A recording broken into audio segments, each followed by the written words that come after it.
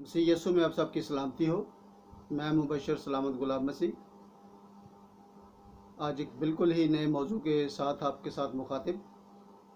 हम कलाम मुक़द्दस में से सीखेंगे कि हमारे जो मज़दूर भाई हैं, खुदावंद का कलाम उनके बारे में क्या कहता है। हम दुआ करें।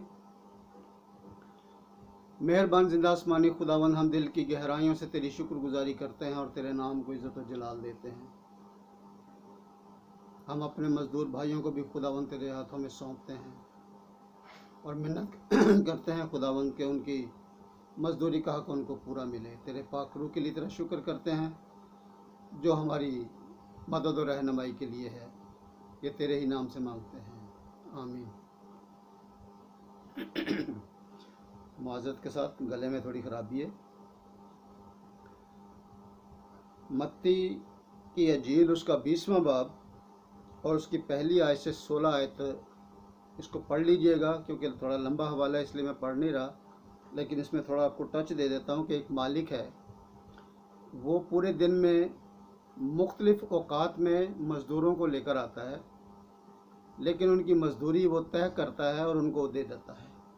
जब मज़दूरी का देने का वक्त आता है तो जो पहला मज़दूर आया, दूसरा मज़दूर आया, और जब तीसरे की बारी आई तो पहले दो कहने लगे कि हमने ज़्यादा काम किया है लेकिन हमारी मज़दूरी आप कम दे रहे हो। तो मालिक ने कहा कि मैंने जितनी मज़दूरी तुम लोगों से तय की है, मैंने उतनी मज़दूरी दी है, तो आपको एतराज़ करने की ज़रूरत नहीं है। मतलब ये है कि जब हम किसी के साथ मज़दूरी तय कर लेते हैं, उसको नहीं देते, तो ये ज़्यादा परेशानी का सबब है। मज़दूर का मतलब होता है उजरत पर काम करने वाला। मज़दूरी पर काम करने वाला, एक लफ्ज़ इसके लिए इस्तेमाल है कुल्ली। कुल्ली जो है वो अमूमन बोझ उठाने वाले के लिए इस्तेमाल होता है जो रेलवे स्टेशन पर काम करता है।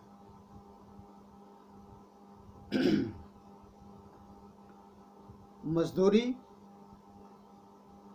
उजरत, सिला, काम का मुआवजा, मेहनत, मुशक्क़त, बोझ उठाना। मज़दूरी करने के लिए कई शोबे हैं, आसान और मुश्किल, मुश्किल से मुश्किल तरीन भी हैं और आसान से आसान भी हैं। लेकिन यहाँ काम की नोयत को नहीं हम डिस्कस करेंगे, हम सिर्फ ये डिस्कस करेंगे कि उसके साथ मज़दूरी क्या तय हुई और वक्त पर मिल रही है या नहीं। अगर हम दूसरी तवारीख की किताब उसका 24वां बाब और उसकी 12वीं आयत पढ़ें तो यहाँ पर लिखा है,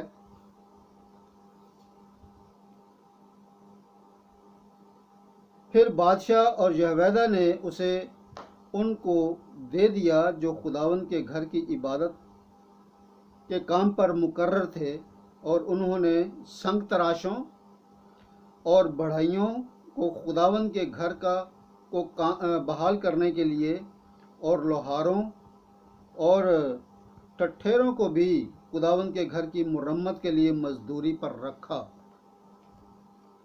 यहाँ पर खुदावंद का कलाम कहता है कि खुदा के घर की मरम्मत का काम है और उन्होंने मुख्तलिफ मज़दूरों को वहाँ पर मज़दूरी के लिए रखा और उनकी मज़दूरी दी गई।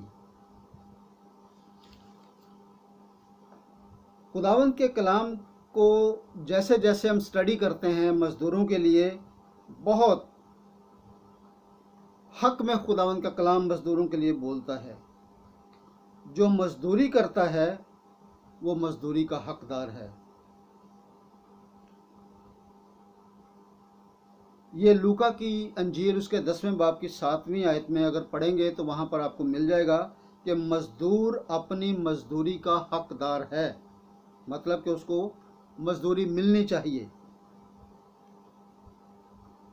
और अगर हम यूहन्ना की अंजील उसका 4 बाब और उसकी 36वीं आयत में पढ़ें तो यहाँ पर भी हमें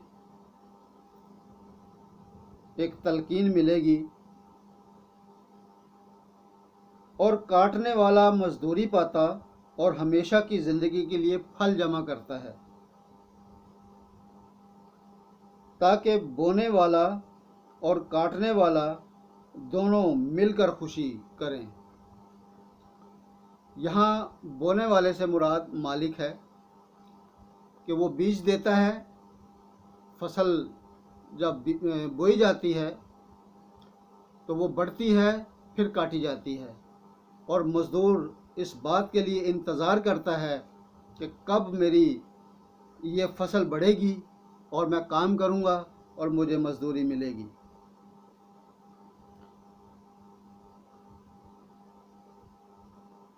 मजदूरी जो है, आपके ज़हन में ये चीज़ होनी चाहिए कि मजदूरी कोई बख्शिश नहीं है, वो किसी की मेहनत का हक है, जो इस बात का इरादा करके काम करता है कि मैं ये काम करूँगा और मुझे मेरी मजदूरी यानी पैसा मिलेगा और वो मैं अपने घर में इस्तेमाल करूँगा। हम इसके लिए और एक हवाला देखेंगे, रोमियो 4 बाब और उसकी 4 आयत। रोमियो 4 बाब और उसकी 4 आयत। काम करने वाले की मजदूरी बख्शिश नहीं बल्कि हक समझी जाती है। ये वो चीज़ें हैं जो कलाम हमें एक सबूत दे रहा है कि मज़दूर की मजदूरी उसकी बख्शिश नहीं है, हम उस पर एहसान नहीं कर रहे, वो हमारे लिए काम कर रहा है और हम उसके लिए पैसा दे रहे हैं, और उसकी मजदूरी जो है वो हक समझी जाए और उसका हक उसको अदा किया जाए।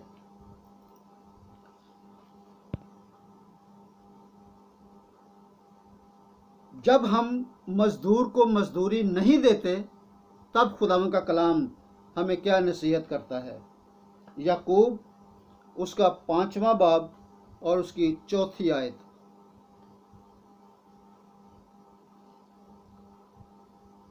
ये बहुत, अब हम उस बात की तरफ आ रहे हैं कि जब हम मजदूर की मजदूरी रोकते हैं, कम देते हैं, नहीं देते हैं, उसको धक्के मारकर बाहर निकालते हैं, तब खुदावंद का कलाम क्या कहता है। याकूब 5वां बाब और उसकी 4 आयत। देखो, जिन मजदूरों ने तुम्हारे खेत काटे, उनकी वो मजदूरी जो तुमने दगा करके रख छोड़ी चिल्लाती है, और फसल काटने वालों की फरियाद रब्बुल अफ़वाज के कानों तक पहुंच गई है। वाह, क्या ज़बरदस्त बात है कि जब किसी मजदूर की मजदूरी नहीं दी जाती, जब वो वावेला करता है, जब वो बद्दुआएं देता है, जब वो खुदा तक इस बात को लेकर चला जाता है कि आज मैंने मेहनत की लेकिन मजदूरी नहीं मिली, मेरे बच्चे क्या खाएंगे, मैं घर में क्या पकाऊंगा, घर में क्या लेके जाऊंगा, मेरे बच्चे इंतज़ार कर रहे हैं, तो खुदावंद का कलाम कहता है कि जो सब का मालिक है, जो रब्बुल इफ़ाज है, जो रब्बुल इज़्ज़त है, वो उसकी दुहाई, मजदूर की दुहाई उसके कानों तक पहुंच गई। और आगे ये लिखा है, तुमने ज़मीन पर ऐशो इशरत की और मज़े उड़ाए, तुमने अपने दिलों को ज़बा के दिन मोटा ताज़ा किया। मजदूर की मजदूरी रखी और ऐशो इशरत अपने लिए बनाई। ये बहुत बड़ा गुनाह है। ये तमाम उन लोगों के लिए, उन अदारों के लिए, पूरी दुनिया के वो लोग कि जिन्होंने मेहनत कश अपने अदारों में रखे हैं, वक्त पर उनको मजदूरी दें, वक्त पर उनका हक अदा करें, ये सोचते हुए कि उनके घर में कैसे चूल्हा जलता होगा, कैसे उनके घर में आटा आता होगा, कैसे पानी वो लाते होंगे, कैसे दीगर चीज़ें वो उनको ज़रूरत पड़ती हैं, तो वो अपनी इज़्ज़त और नफ्स की खातिर किसी से मांगते नहीं हैं।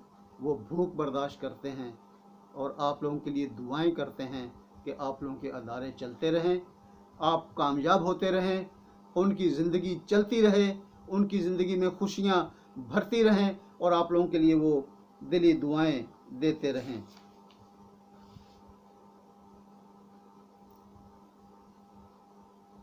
ऐसे ही एक और हवाला है मलाकी 3 बाब और उसकी 5वीं आयत। और मैं अदालत के लिए तुम्हारे नज़दीक आऊँगा। खुदावंद कह रहा है, गौर से सुन लीजिए, जिनके पास लोग मुलाजिम हैं बड़े ध्यान से सुनिए। और मैं अदालत के दिन तुम्हारे नज़दीक आऊँगा और जादूगरों और बदकारों और झूठी कसम खाने वालों के खिलाफ और उनके खिलाफ भी जो मज़दूरों को मजदूरी नहीं देते और बेवाओं और यतीमों पर सितम करते हैं और मुसाफिरों की हक तलफी करते हैं और मुझसे नहीं डरते, मुस्तैद गवाह हूँगा, रब्बुल फ़ौज फरमाता है। ये सुनिए, गौर से सुनिए कि अगर कोई इंसान आपका लिहाज करता है और वो किसी से नहीं कहता कि मेरी मजदूरी नहीं मुझे दी गई, लेकिन खुदावंद इस बात में आते हैं कि मज़दूर की मजदूरी मिलनी चाहिए। अगर किसी मज़दूर की मजदूरी नहीं मिलती तो उसके गवाह ठहरेंगे खुदा बाप, माल के जहां, इस दुनिया के पैदा करने वाले, इस इंसान को पैदा करने वाले, हर चीज़ को मुहैया करने वाले, जिसने आप लोगों को ये तौफीक दी कि आप मज़दूर रखें, आप लोगों से काम लें, उनकी मजदूरी दें। जब आप मजदूरी नहीं देंगे तो वो जो सब का मालिक है, जो आपका भी मालिक है, वो इस बात की गवाही देगा कि आपने किसी मजदूर की मजदूरी रखी है, आपको बहुत बड़ा नुकसान हो सकता है।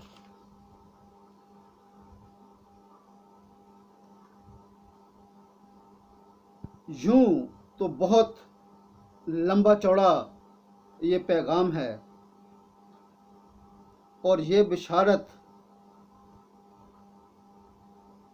हम इसलिए दे रहे हैं कि खुदावंद के खौफ में ज़िंदगी जो गुजारी जाती है, और वो दुनिया में बहुत कामयाब लोग हैं।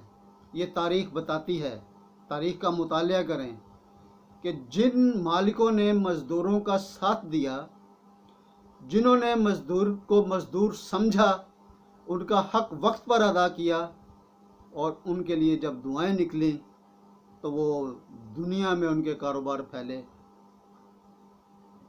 खुदा ने उन्हें बहुत बरकत दी क्योंकि उन्होंने सिर्फ उस मज़दूर का लिहाज नहीं किया, उसने उसके बीवी का, उसके बच्चों का, उसके माँ बाप का, उसके बुज़ुर्गों का, उसके ज़रूरतमंदों का ख्याल अपने जहन में और अपने ध्यान में रखा। खुदावन आप सबको इस बात के लिए तौफीक दे कि इस बात पर अमल करें।